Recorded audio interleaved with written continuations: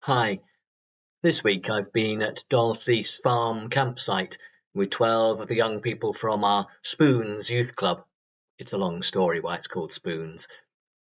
Thanks to the hard work of our youth worker Debbie Peck, everything went smoothly and we had a really enjoyable time, despite the wet weather. Of course, we had the obligatory campfire where we enjoyed toasted marshmallows and made something known as s'mores, a melted marshmallow sandwiched between two chocolate digestives. They're a bit like an oversweet version of the wagon wheels that you can buy in the shops. Also on the campfire was the all-important camp kettle, continually boiling to supply a never-ending stream of tea for the leaders. Being on the fire all day means that the kettle quickly gets covered in black soot and resin from the wood that fuels the fire. If you were presented with such a dirty kettle at home, I'm sure most of you would pull a face and decline to drink from it because it really does look filthy and unhygienic. However, the inside of the kettle is clean and sterile. It's filled with water that is then boiled to 100 degrees Celsius. If there were any bugs in the kettle before we started, they'd soon be killed by the boiling water. It was therefore quite safe to drink from it, despite its unpleasant external appearance. Jesus made a similar point in the reading from St. Mark's Gospel when he said, "Listen to me, all of you, and understand. There's nothing outside a person that by going in can defile, but the things that come out are what defile."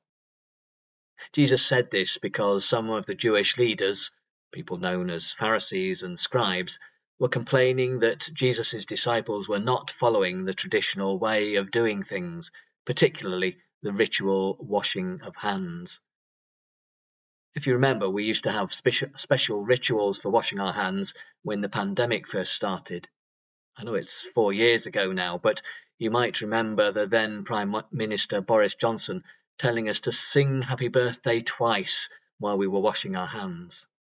Now, of course, it wasn't important to actually sing happy birthday, but it encouraged us to wash our hands longer than usual to try to make sure they were not contaminated with COVID. That was our little COVID hand washing ritual.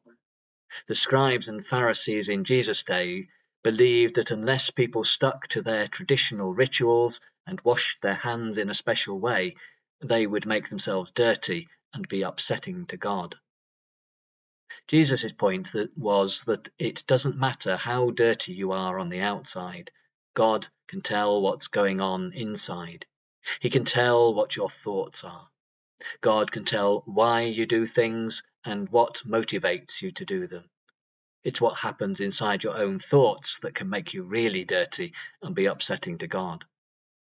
God wants us to be clean on the inside, not to have those nasty thoughts, not to think bad or cruel things. There are 3 points I want to draw to your attention from this story. Firstly, we mustn't judge other people based on their outward appearances. Even when we think people's lives are soot-stained on the outside, only God knows what is going on in their inner thoughts. Secondly, we must avoid falling into the trap of doing things because we think they make us look good. We need to be sure that we do things for the right reason, because God knows what is going on inside us. Just keeping the outside clean won't fool God for a moment.